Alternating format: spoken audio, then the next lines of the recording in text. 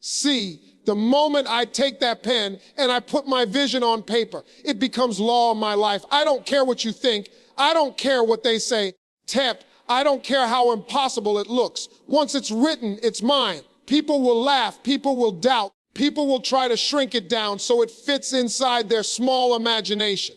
When you take the time to write your vision down, something supernatural happens. Something far bigger than a simple note on a page. See, the moment that ink hits the paper, you've just shifted your thoughts out of the unseen world and given them life in the seen world. It's no longer just a dream floating around in your head. Now it's a declaration. It's a prophecy written in your own handwriting. That's why Scripture says to write the vision and make it plain.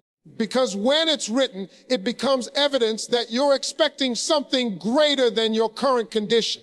Writing your vision is a spiritual act, a faith act. It is the bold announcement that you're not just talking about it, you're expecting it to happen. Think about it. Everything God created, He spoke into existence, but He gave us the power to take what's in our spirit and put it down so we can see it with our natural eyes. When you write it, you're telling the universe, you're telling the enemy, you're telling every doubt in your mind that this is what I've chosen.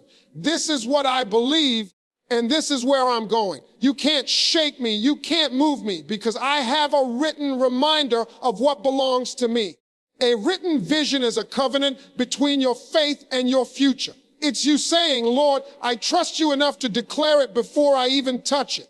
I trust you enough to write it before I see it. You ever notice how the enemy fights people at the level of their thoughts? He whispers that you're not good enough. You're not smart enough. You don't have the resources. But when you write it down, you've just given your faith a weapon. Now, when doubt creeps in, you can go back and point to that piece of paper and say, this is where I'm headed. This is what I'm believing for. This is already mine. That written vision becomes a shield against negativity. People can say whatever they want. They can try to talk you out of it, but the paper don't lie. The vision don't erase itself. It stares right back at you saying, you and I are connected. You wrote me because you believed in me. Some people keep their vision locked up in their mind, and that's why it fades. See, your mind can forget. Your emotions can change. Your feelings can betray you. But when it's written, it's fixed. It doesn't shift with your moods. Attempt. It doesn't change when you have a bad day. It doesn't crumble because of one setback. That paper will stare at you on your wall, on your notebook, on your mirror, saying, you promised me. You believed in me. Now you've got to live up to me. Writing makes you accountable to your own dream. It forces you to rise up to the level of what you put on that page. And let me tell you something. When you write your vision, heaven takes notice. Angels get their assignment. God says, all right, my child, just put it in ink. Let's set things in motion. See, you might not realize it, but when you wrote down that business idea, that house, that family, that dream, God was already working behind the scenes to connect you with the right people, the right doors, the right opportunities. Your writing activates alignment. You just thought you were jotting something down. But in reality, you were sending a signal straight into the spiritual realm that said, prepare the way, I'm coming. And here's the part most people miss.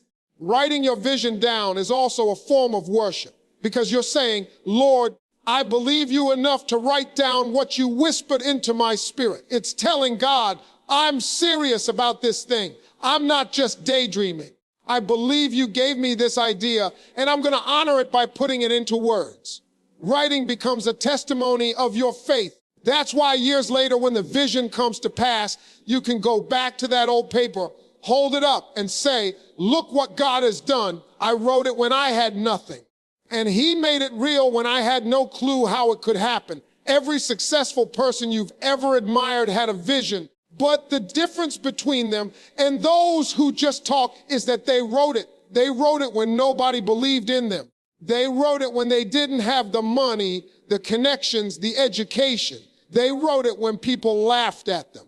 Attempt. And now the world sees the manifestation of what they wrote. Writing is the bridge between believing and receiving. Without it, your vision is just wishful thinking. With it, your vision becomes a destiny waiting to unfold.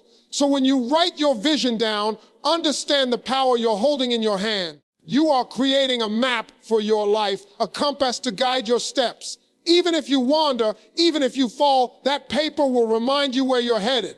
It won't let you settle. It won't let you quit. It won't let you believe the lies of small thinkers. Because once it's written, it's set in stone in your heart. And no matter who doubts it, no matter who mocks it, no matter how long it takes, the written vision is still alive, still breathing, still pushing you forward. When you write your vision down, you are planting a seed in the soil of faith.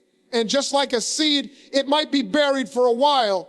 You might not see anything happening, but deep down roots are forming, growth is taking place, and in due season that vision will break the surface and show itself to the world. That's why you don't write small. That's why you don't shrink your vision to make other people comfortable. Because the one who gave it to you is big, and he wants you to trust him with something big.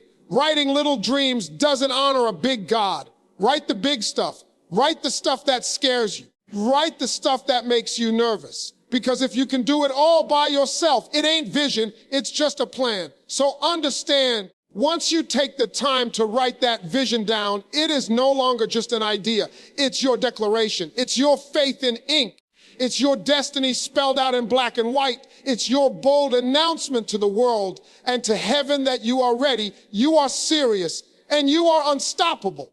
Doubters can't cancel what's already written in faith. See, the moment you put that vision on paper, it stops being a thought and becomes a decree.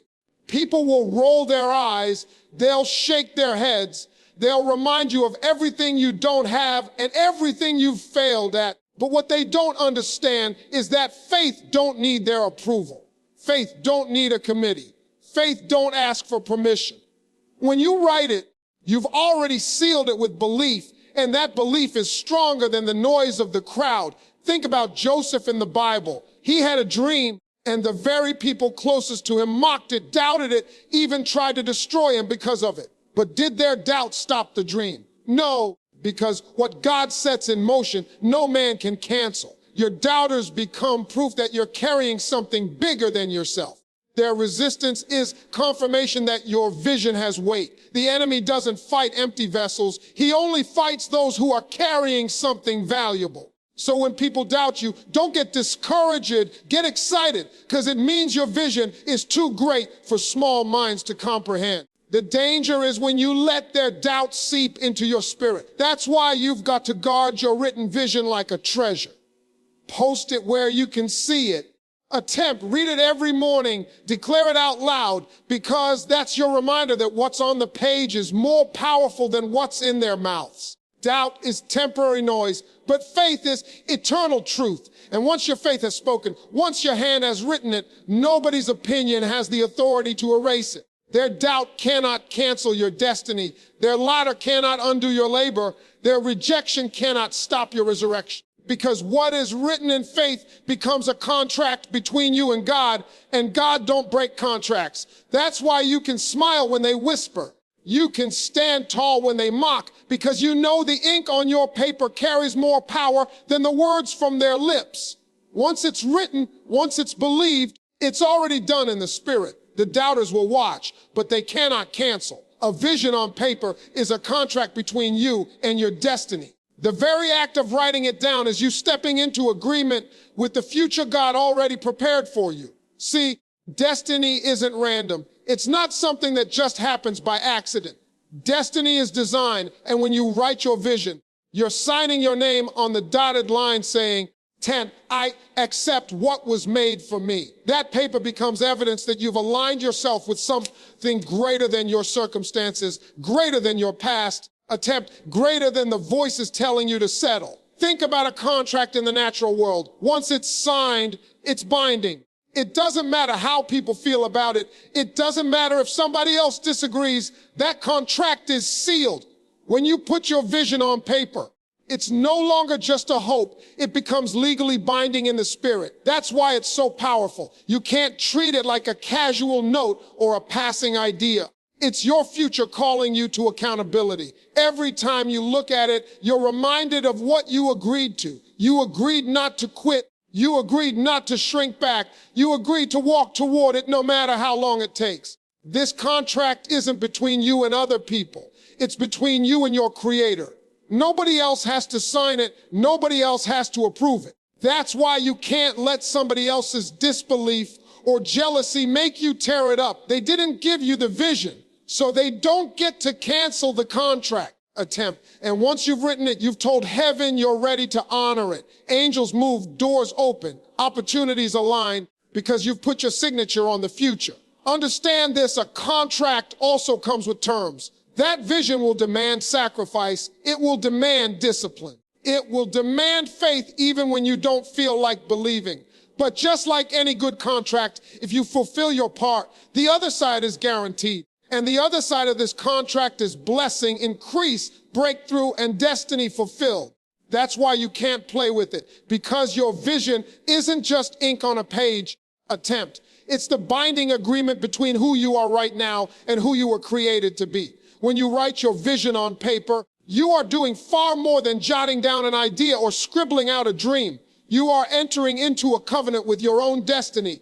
That vision becomes a contract, sealed not with lawyers or signatures, but with faith, obedience, and belief. Once it is written, you are no longer free to pretend you didn't hear it, no longer free to act as if it was just a passing thought. You've made it plain, you've made it visible, and you've tied yourself to it in a way that heaven recognizes and the earth cannot deny. A contract is binding, and when you write your vision, you are binding yourself to the future that was already ordained for you. Think about what a contract represents. In the natural world, once a contract is signed, both sides have responsibilities. You don't get to just walk away without consequence. The paper holds you accountable. In the same way, when you write your vision, you are putting your spirit's signature on your purpose. You're saying, I will not back out. I will not quit.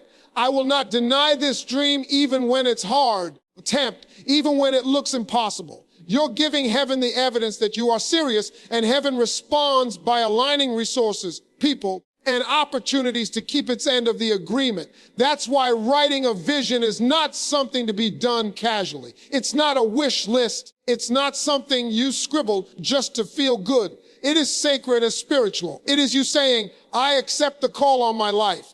I accept the assignment. I accept the responsibility to step into the person I was created to be. And once you accept it, it won't let you rest. That paper becomes a voice. It speaks to you in the morning. It whispers to you in the midnight hours. It calls you higher when you try to shrink down. It won't let you settle for less than what you wrote, because you entered a contract with your destiny, and your destiny intends to collect. Attempt. People around you might not understand this. They might laugh when you write down goals bigger than your bank account, dreams larger than your background, visions higher than your current ability. But contracts are not written for spectators. They're not meant for outsiders to sign. This is between you and God, between you and the purpose He placed in you. Nobody else has to co-sign. Nobody else has to validate. Once you've written it, the deal is already done. And here's the beauty, a contract gives you leverage. It gives you a foundation to stand on when times get rough. Because there will be nights when you wonder if it's worth it, days when you feel like nothing is moving. That's when you look back at that paper and remind yourself, I already agreed to this. I already wrote this down. I can't walk away just because it's uncomfortable. I signed this with faith, and I've got to see it through. Your vision on paper becomes your anchor. It steadies you when the storm rages. It holds you in place when doubt tries to pull you away. A contract also has consequences for breaking it. Now, your destiny isn't going to punish you with fines or lawsuits, but it will cost you peace. It will cost you fulfillment. It will cost you the satisfaction of seeing the life you were meant to live. That's why so many people walk around feeling empty. They never honored the vision they were given. They never upheld the contract they wrote in their hearts. But the moment you decide to honor it again, the moment you pick it back up and recommit, heaven still honors the agreement. It was never voided. It was just waiting for you to sign back in with your faith. Think about Abraham. When God told him to look at the stars and imagine his descendants, that was a vision. The moment he believed it, the contract was established. And though it took years, though it seemed impossible, that covenant could not be broken, because once God enters into contract with your destiny, it is sealed. Your writing is simply you stepping into agreement with what he already spoke. That's why it's powerful. It's not just words on a page, it's alignment with eternal purpose. And make no mistake, the contract of your vision will require sacrifice. You can't expect to carry destiny without letting go of comfort. You can't expect to walk into greatness while holding on to mediocrity. That's the price of the agreement. It demands you leave behind the old habits, the small thinking, the lazy excuses, but the reward is worth it. Because what's on the other side of this contract is abundance, purpose, freedom, joy, an impact greater than you can imagine. So treat your written vision like the sacred covenant it is. Put it where you can see it. Speak it out loud as a daily reminder. Guard it from the voices that try to talk you out of it. Protect it like a treasure, because that's exactly what it is, the document of your future. And when life gets tough, when it feels like nothing's working, open it again and remind yourself, I already signed this contract. I already made this agreement. I already accepted my destiny. And once it's written, nothing and nobody can tear it up. It will follow me. It will push me. It will pull me until I become what I was created to be. Belief backed by action turns vision into manifestation. You can believe all day. You can dream all night. But until you put your hands to the plow and start moving, that vision will stay trapped on paper. Faith without works is dead, and vision without action is nothing but imagination. Belief is the fuel, but action is the fire. When you truly believe in what you've written, that belief will not let you stay still. It will stir you, push you, wake you up earlier, keep you up later, and demand you take steps toward it even when you don't feel ready. See, writing the vision is only the first part. That's the seed. Belief waters it, but action is what gives it sunlight. If you believe, then act like it, walk like it, talk like it, move as if the thing you're reaching for is already in motion. Because the truth is God meets you in motion, not in hesitation. He doesn't bless sitting still. He blesses steps of faith. And those steps don't have to be perfect. They just have to be consistent. One move, then another, then another. And suddenly what was once just a sentence in your notebook starts to show up in your life. And don't miss this. Belief without action is comfortable, but it produces nothing. Action without belief is chaos, but when the two come together, they create momentum. That's when the doors start opening, the opportunities start showing up, the people you need start appearing. Because you've shown the universe and you've shown heaven that you're serious. You don't just believe in word, you believe in deed. And when belief and action walk together, manifestation is inevitable. Protect your vision. Don't let small minds shrink big dreams. The vision placed inside you is sacred. It was whispered into your spirit for a reason, and not everybody is qualified to see it. Not everybody is strong enough to carry it, and not everybody is meant to understand it. If you share a big dream with a small mind, they will take a measuring tape of their own limitations and try to cut your dream down until it fits inside their box. Attempt. That's why you've got to guard it like treasure. There will always be people who tell you it can't be done, people who laugh, people who roll their eyes, people who try to explain why it's impossible. But their words are not law, their doubt is not prophecy, and their limits are not your reality. Protect your vision by being careful who you share it with. Don't cast pearls before swine. Don't hand something priceless to someone who can't recognize its value. Sometimes silence is protection. Sometimes the best way to honor your dream is to keep it between you, your paper, and your God until it's strong enough to stand on its own. And here's the truth. If your vision is truly from above, it will always feel too big for the crowd. It will always make average thinkers uncomfortable. That's confirmation, not condemnation. Protect it by feeding it with faith, surrounding yourself with people who speak life, and refusing to let anyone talk you into shrinking what God told you to enlarge.